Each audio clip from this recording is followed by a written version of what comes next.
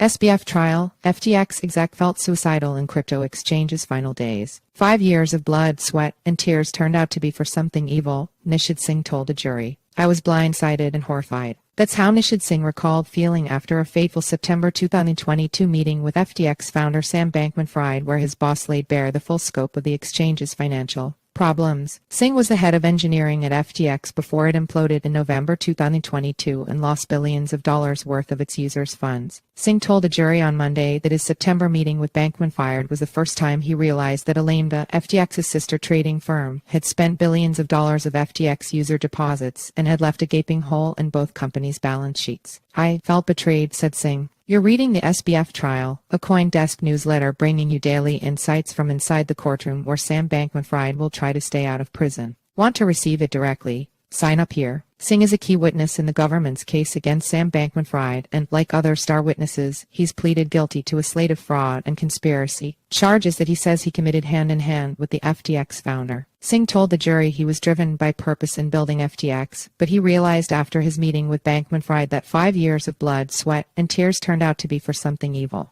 Monday's testimony from Singh was perhaps the strongest evidence yet from prosecutors that Bankman-Fried was the key decision-maker at FTX and the main culprit behind the firm's alleged crimes. Singh was, by his own admission, culpable for much of what went wrong at FTX. He admitted to making key changes to FTX's code that gave Alameda special privileges. Once he eventually became privy to the firm's theft of FTX user funds in September 2022, he stayed on with the company even as it made more big expenditures and courted investors to plug the hole in its balance sheet. In presenting Singh's testimony and to portray Bankman-Fried as the key wrongdoer who helmed FTX, prosecutors leaned into Singh's apparent knack for storytelling. In addition to an admitted co-conspirator, Singh, according to his and the government's telling, was himself a sort of tragic victim of the Bankman-Fried saga. When Singh recounted the time he confronted Bankman-Fried on the balcony of their Bahamas apartment, prosecutors splashed an image on the screen of the FTX team's Caribbean rooftop balcony and its sparkling swimming pool at dusk, when Singh said the conversation took place. Singh and other top FTX/Alameda executives noticed a shortfall in FTX's balance sheet 2 months earlier, and they'd grown more worried in the time since.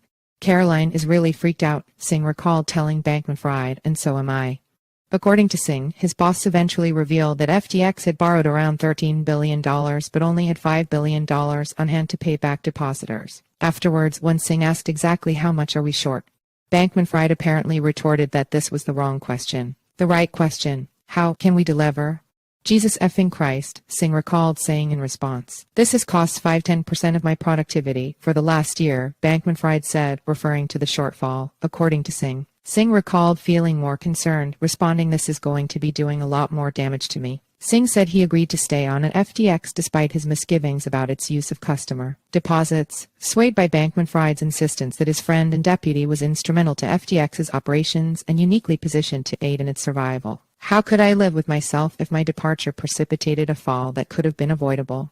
Singh reflected. Singh recounted several more confrontations with Bankman-Fried, these centering around the firm's continued use of FTX user funds, on expenditures which were, in Singh's view, unnecessary. Like Ellison, who sobbed as she recounted FTX's final days, Singh's testimony veered darker as he played through the events of November 2022, when FTX ultimately collapsed. As his testimony closed, Singh remarked on the heavy toll that the FTX saga took on his mental health. I had been suicidal for some days. Campaign finance. While Bankman-Fried isn't charged with campaign finance violations or defrauding the Federal Election Commission in this trial, prosecutors have spent quite a bit of time demonstrating the evidence they have toward that charge. First with former Alameda Research CEO Caroline Ellison, and again Monday with Singh. Monday's testimony, however, is the first to really demonstrate the extent to which Bankman-Fried allegedly had a sophisticated operation for funneling money to political candidates and causes. Singh testified that there was a group chat where hired political consultants made recommendations on where to move funds. Ryan Salim, the former FTX digital markets CEO who pleaded guilty to campaign finance charges last month, executed wire transfers from Singh's account at Prime Trust, which he repeatedly referred to as a bank account, even though Prime Trust wasn't a bank to move the funds to recipients. Singh also testified that he signed literal blank checks from his Wells Fargo account, which he sent to Gabriel Bankman-Fried, Sam's brother, through an assistant. These checks would be signed in bulk by Singh and distributed by Gabriel Bankman-Fried to choice political causes. Sam Bankman-Fried also funded guarding against pandemics, the Political Action Committee his brother ran, Singh said. Prosecutors said in August they folded campaign finance allegations into a wire fraud charge that Bankman-Fried already faces after having to drop an explicit campaign finance-related charge due to extradition treaty obligations with the Bahamas. Sam Kessler, Nick Eilish, the courtroom scenes. Bankman-Fried continued tapping away at his laptop Monday. During one section of Singh's testimony, the former head of product described a conversation he had with Bankman-Fried where the then FTX CEO was angry with Singh, saying there were certain physical tics that indicated Bankman-Fried's anger. Bankman-Fried puffed out his chest, had his hands back, he was closing his eyes, grinding his teeth, and when he opened them to respond he would sort of glare at me. The defendant did not look up during this part. Sam Bankman-Fried's parents looked anxious when Singh testified about the campaign finance scheme, a reporter for another outlet who was in the courtroom told CoinDesk. Our reporters were all in the courthouse overflow room at the time.